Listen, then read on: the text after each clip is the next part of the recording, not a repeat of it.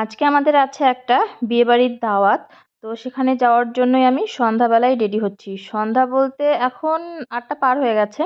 তো আমি তো মুখে সেরকম কিছু ফাউন্ডেশন, কনসিলার কিছুই ইউজ করি না। আমি এই যে ল্যাকমির 925 যে ক্রিমটা আছে সেটাই ইউজ করে চলে যাই বিয়েবাড়িতে। আর কোথাও এমনিতে গেলে তো কিছুই লাগাই না। এমনি আমি অ্যালোভেরা জেল লাগিয়ে চলে যাই। তা আজকে তো বিয়েবাড়ি বলে কথা, তো একটু তো রেডি হতেই হবে। তাই জন্য ভাবলাম চলো এই ক্রিমটাই লাগাই। তো লাগানোর পর মনে হচ্ছিল আরে বেশি হয়ে গেল, তারপরে আবার একটা মানে ওই ইয়ে দিয়ে মুছে মুছে ফেললাম। দেখো এখন তো এখন পরে নিচ্ছি কানের দুল। আর ছোট ছোট দুলগুলো খুলে রাখলাম, খুলে এই ঝুমকোটা পরে নিচ্ছি। এটা হলো আমার বোনের, আমার বোন আমাকে দিয়েছে। তো বলেছে যে কোথাও গেলে পরিস, ও আসলে এগুলো পরে না। এই যে দেখিয়ে দিলাম তোমাদেরকে।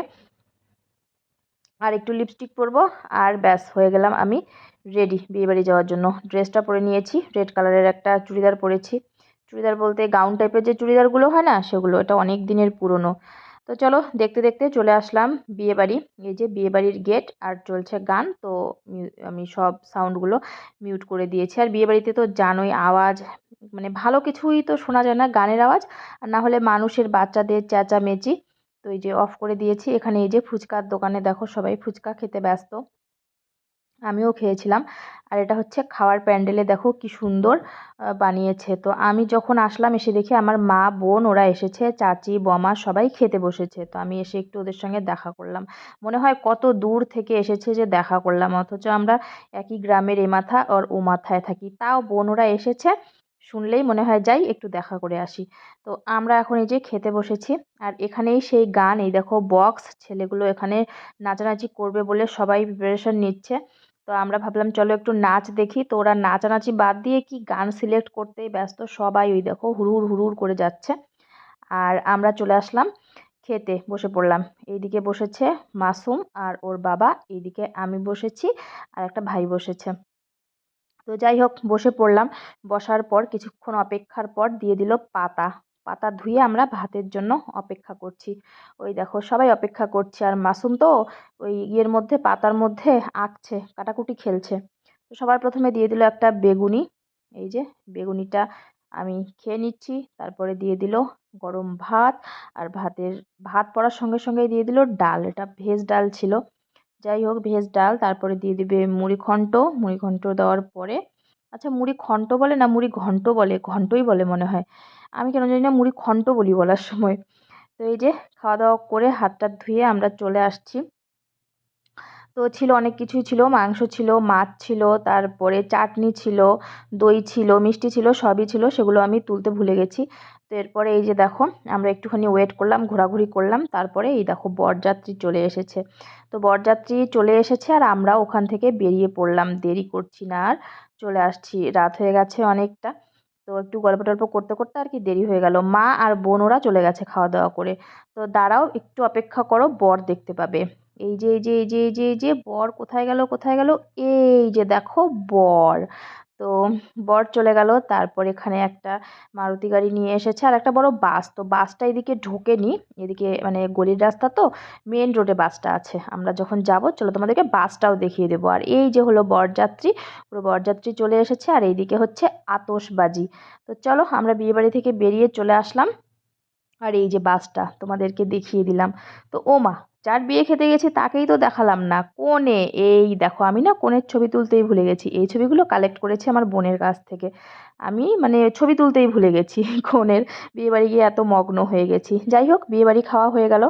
আর এখন গুড মর্নিং। সকালে উঠে আমি এই রান্নাঘরটা ধরলাম ঝাড়াঝাড়ি করতে, অনেকক্ষণই ধরেছি, ভিডিও করতেই ভুলে গেছি। মানে কয়েকদিন ধরে ব্লগিং না করে না করে আমি ঠিক ভুলেই যাচ্ছি। কালকে শোয়ার ঘরটা পুরো পরিষ্কার করেছি, একটা রুম করতে করতে অনেক টাইম লেগে গেছিলো। জিনিসপত্রগুলো সব সরিয়ে টরিয়ে এপাশ ওপাশ করে দিয়েছি। তো যাই হোক ভীষণই টাইম লেগে গেছিলো। তো ব্লগিং করিনি, ভেবেছিলাম রান্নার শ্যুট করব, পরে আর কি হলো রান্নার শ্যুটও করলাম না। তো যাই হোক আজকে রান্নাঘরটা ধরলাম, রান্নাঘরটা ঝাড়ছি, ভালো করে ঝেড়ে নেব। তো একটা ঝেড়ে পরিষ্কার করেছি, জিনিসপত্রগুলো দেখো ঠিক মতন করে গুছিয়ে টুছিয়ে রেখে দিয়েছি। আর ওপরের ঝুলটুলগুলো এখন ঝেড়ে নিচ্ছি ঝাড়ুটা দিয়ে। আর সাথে সাথে এই নিচটা ঝাড়ু দিয়ে একদম পরিষ্কার করে নিচ্ছি। তো যতই পরিষ্কার করো না কেন, মানে 2 দিন পরেও যদি ঝাড়ো না, আবার এরকম পাতা টাতা বের হবে। আর এই পাতাগুলো বের হলো খড়ির যে আমার ইয়েটা ছিল, খড়িগুলো তো অনেক দিনই আগেই শেষ হয়ে গেছে, খড়ির এগুলো গুঁড়ো আর কি। আর ধুলোবালি তো থাকবেই, এখন ধুলোবালির দিন। তো চলো সব কিছু আমি এই যে পরিষ্কার করে নিলাম, এই যে র্যাকটাও পরিষ্কার করে নিয়েছি ভালো মতন মুছে টুছে। আর এগুলো বেরোলো ধন সম্পদ। তো এগুলো খড়ির টুকরো মেইনলি আর কি। তো এগুলো বের করে বাইরে ফেলে দেবো ভালো করে, ফেলে টেলে দিয়ে তারপর ভাবলাম উঠোনটা ঝাড়ু দেবো। ওরে বাবা, এত হাওয়া দিয়েছে যে উঠোন কি ঝাড়ু দেবো, মানে উল্টো পাতাগুলো সব আরও ঘরে ঢুকে যাচ্ছে। আসসালামু আলাইকুম এভরিওয়ান। আজকে বেশ কয়েকদিন পরে ব্লগ অন করলাম।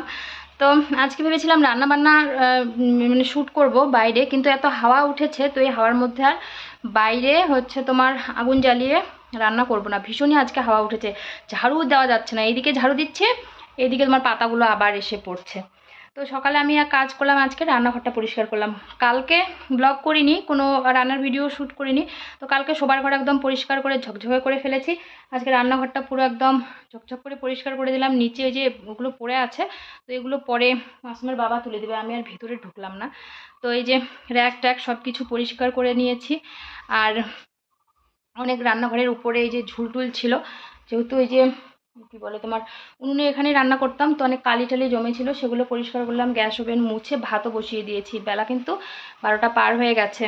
তো ওই ঘর কীরকম পরিষ্কার করেছি সেটা না হয় তোমাদেরকে পরে দেখাই। এখন ভাত বসালাম, ডাল সেদ্ধ বসাবো, বসিয়ে আমি হচ্ছে গোসলটা সেরে নেবো। মাসুমকে আজকে স্কুলে পাঠাইনি, ওর এসেছে জ্বর, তো ওকে স্কুলে পাঠাইনি। আর কাশ ছিল, কালকে বিয়েবাড়ি থেকে এসে ওই বাইকের একটু হাওয়া খেলো, এইটুকুতেই ওর কি প্রবলেম হয়ে গেল, এসে কাশাকাশি শুরু করে দিয়েছে। দেখো হাওয়ার শব্দটা একবার শোনো, বিশাল হাওয়া উঠেছে। এই হাওয়ার মধ্যে বাইরে রান্না করাটা একদমই সেফ মনে করলাম না। শোনা যাচ্ছে? দাঁড়াও, তোমাদেরকে পরে দেখাচ্ছি কীরকম হাওয়া উঠেছে। তো আমি চলো ভাত আর ডালটা বসিয়ে গোসল করে আসবো। আর যে কি রান্না করব, এই দেখো,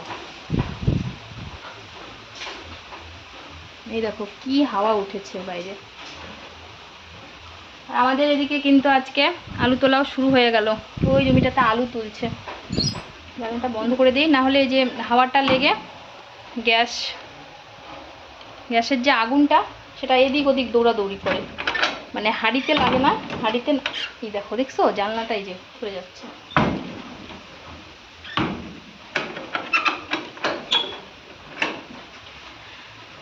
তো ভাত বসিয়ে দিয়েছি, ডালটা বসিয়ে দিয়ে আমি গোসল করতে চলে যাব। এদিকে সেদ্ধ হতে থাক।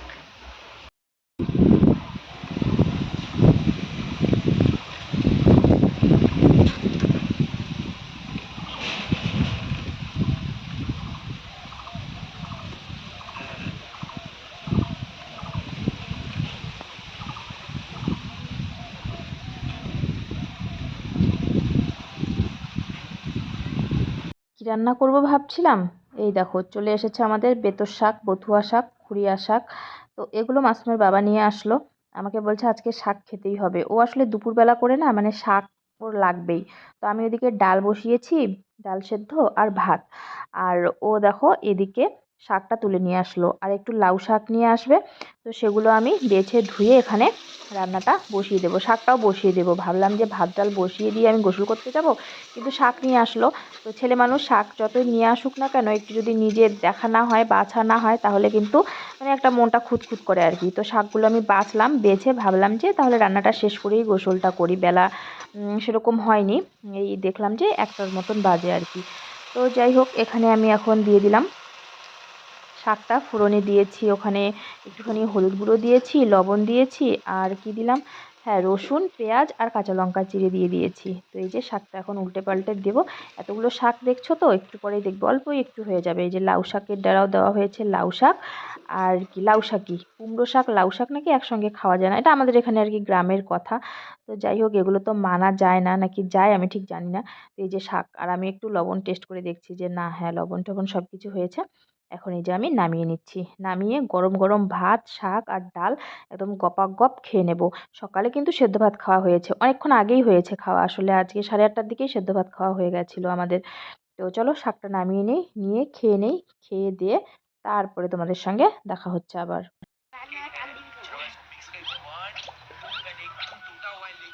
একজন পাবলিক লুকায়। সবাই হাই করো, হাই করো, মাসুম সবাই হাই করো। মানিক সবাই হাই করো, হাই করো। টাটা হইতেছে মানিকেরটা। একটুখানি বেরিয়েছিলাম, এসে দেখি মাসুম আর মানিক আর এই যে জামিনা ওরা খেলা করছে। তো চলো, এই দেখো কুল শুকাতে দিয়েছি, এই কটুকু হয়ে গেছে দেখো খেতে খেতে। তো যাই হোক, তারপরে পেছনের দিকে বসে আছি অনেকক্ষণ, আর রিলস বানাচ্ছিলাম, শর্টস বানাচ্ছিলাম। তো এদিকে বসে আছি, সব কাজ বাজ যখন শেষ তখন ভাবলাম একটু শর্টস বানাই। তো এই দেখো ইনি এসে যে আমার কাছে কি চাচ্ছে এরকমভাবে দেখছে, তো ভাবলাম যে ঘরে কয়েকটা এই যে এগুলো রুটিগুলো আছে, ভালোই আছে, নষ্ট হয়নি, তো চলো ওকে খেতে দিয়ে দিই। কেন জানি না এরকমভাবে আমার দিকে এসে দেখছে। আসলে আজকে ঘাস ছিল না। তো তারপরে যে মানে বাজারে যে গিয়েছিলাম, তো ওখান থেকে নিয়ে এসেছি এই যে মৌরি। আর মৌরিগুলো না ড্যাম, তাই ভাবলাম যে মৌরিটা একটুখানি মানে গরম করে নেই, তাহলে এখন মচমচে হবে। তো আমি দেখো হাত দিয়েই নাড়ছি, একদম মানে পুরো ইউটিউবে এরকম শর্টস দেখছি না, তেলের থেকে তেলে ভাজা হাত দিয়ে তুলছি, এগুলো দেখে দেখে পুরো ইন্সপায়ার হয়ে যাচ্ছি। তো এই দেখো হাত দিয়ে আমিও পুরো টেলে নিলাম। তো এটাকে টেলে কৌটোতে ভরে রেখে দেবো। খাওয়ার পরে একটু মৌরি মুখে দিলে বেশ ভালো লাগে, আর রান্নাতেও দেওয়া যায়। এরপরে চলো নেমে পড়লাম আসল যুদ্ধে। তো জামাটা যখন পরেছি ধুতেই হবে, তাই ভাবলাম থাক একটু পরেই খুলি আর কি, ভিডিও শ্যুট করা হয়ে যাক। তো ঝাড়ু দিতে দিতে মাঝখানে দাঁড়িয়ে কি যেন গল্প করছি মাসুমের বাবার সঙ্গে। ঝাড়ু দিচ্ছি, এই দেখো এতগুলো পাতা পড়েছে, সকালে কিন্তু ঝাড়ু দিয়েছি একবার, তারপরে এগুলো আজকে হচ্ছে মানে কি বলবো সারা দুপুরের পাতা, হাওয়াটা তো দেখছিলেই কীরকম উঠেছিল। তো সেই হাওয়াতে এতগুলো পাতা পড়েছে, তো এই দিকটা ঝাড়ু দেবো, তারপর পেছন দিকটা ঝাড়ু দেবো। পুরো বাড়িটা ঝাড়ু দিতে অনেকক্ষণই সময় লাগে আমার। তো চলো ঝাড়ুটা দিয়ে নেই। আর পাতা তো পড়তেই আছে। এখন হাওয়াটা একটু কমেছে কিন্তু একবারে থামেনি, ওই দেখো ওইদিকে সুপারি পাতা টাতা এগুলো নড়ছে, একবারে থামছেই না। একটু যে মানে স্টপ হবে সেটা হচ্ছেই না। তো তারপরেও ঝাড়ু দিয়ে দিই, না হলে যদি বৃষ্টি হয় এই পাতা তুলে তুলে ঝাড়ু দিতে অনেক প্রবলেম হবে, তাই আমি প্রত্যেক দিনই চেষ্টা করি এরকম দিনের মধ্যে বিকেলবেলা বা সন্ধ্যাবেলা ঝাড়ুটা দিয়ে দিতে। হাওয়া যদি হয় তাহলে আমি ঝাড়ু দিয়েই দিই বেশিরভাগ দিনই, হঠাৎই কোনো দিন কোনো কারণবশত হয়তো বাদ যায়, ধরো বাড়িতে থাকলাম না বা ব্যস্ত থাকলাম কোনো কারণে অন্য কাজে, সেই জন্য। তো এই দেখো ঝাড়ু দিয়ে দিচ্ছি। আর ধুলোটা একবার দেখো, এত ধুলো হয়েছে, এখন একটু বৃষ্টি না হলেই নয়। এদিকে বৃষ্টিও দরকার, ওইদিকে আবার ভাবি যে বৃষ্টি হলে আমার উনুন টুনুন সব ভিজে যাবে, কত যে টেনশন দেখো। এখন দেখো এই দিকটা ঝাড়ু দিব, পুরো পাতায় পাতা হয়ে গেছে, একদম ওই পর্যন্ত দিয়ে দিব।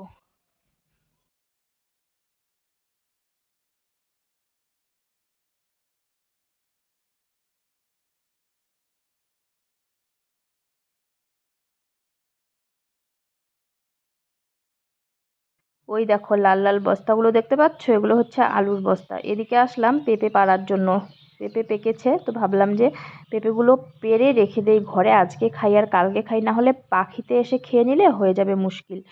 তো আলু তোলা কিন্তু শুরু হয়ে গেল, কয়েকদিন পর আমাদের এই দিকটায় মানে শুধু বস্তায় বস্তা দেখতে পারবে, আর কিছু দেখা যাবে না, শুধু লাল লাল বস্তা। এই যে পেঁপে পেড়ে নিলাম, দুটো পেঁপেতে পাক চড়েছে, মানে হলুদ হলুদ হয়ে গেছে, সাথে এই ছোট্টটাও পড়েছে। তো এটা মনে হয় খাওয়া যাবে না। তো যাই হোক, এই যে দেখো এটা পুরো হলুদ হয়ে গেছে, এটা খাওয়া যাবে, এটা কালকেই খাওয়া যাবে। এমনি এমনি তো আর রাখা যাবে না, একটুখানি ধুয়ে নেই ভালো করে পানি দিয়ে, কাদার মধ্যে পড়েছে। ধুয়ে একটা বালতিতে করে রেখে দেবো, কালকে একটা খাওয়া যাবে আর একটা পরের দিন খাওয়া যাবে। পেঁপে মনে হয় মাসুমের বাবার বেশি একটা খাওয়া যায় না, মানে হলুদ জিনিসটা একটু কমই খেতে হয়, হলুদ জিনিসটা একটু মিষ্টি মনে হয় বেশি হয়। তো হলুদ আর সাদা জিনিস একটু কম খেতে হয়, সবুজ যেটা কালারের হয় সেটা বেশি খেতে হয়। তো ঘরটা তোমাদেরকে দেখাবো বলেছিলাম, কিন্তু দেখো বেমালুম ভুলে গেছি। তো এই দেখো আলনাটা ওই পাশ থেকে সরিয়ে এই পাশে নিয়ে এসেছি। এর পরদিন যেদিন পরিষ্কার করব সেদিন আবার এই দিক থেকে ওই দিকে নিয়ে আসবো। এই যে এখানে বইয়ের বাবুর র্যাকটা ভালো করে গুছিয়েছি, শোকেসটাও ভালো একদম উপর থেকে নিচ পর্যন্ত ভালো করে মুছে নিয়েছি, আর জামা কাপড়গুলো একটু এলোমেলো আছে, চলবে, তাও দেখিয়েই দিলাম। শুভ সন্ধ্যা বন্ধুরা, সন্ধ্যাবেলা চলে আসলাম, চা বানাবো, চা বসিয়ে দিয়েছি।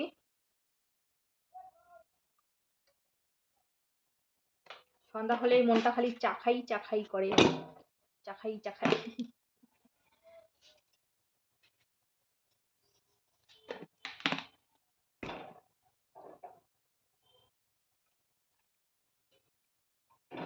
মাসুম, মাসুম তুমি চা খাবে? চা খাবে?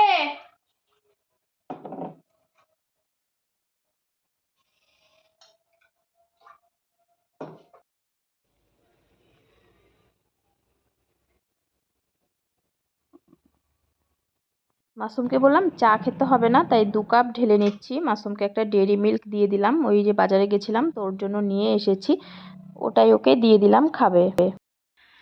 তো বন্ধুরা, এই যে আমাদের সন্ধ্যাবেলাকার বাজার। এখানে আঙ্গুর নিয়ে এসেছে মাসুমের জন্য, স্কুলে টিফিন দেওয়ার জন্য, আর করলা নিয়ে এসেছে, আর মাসুমের প্রিয় চিকেন।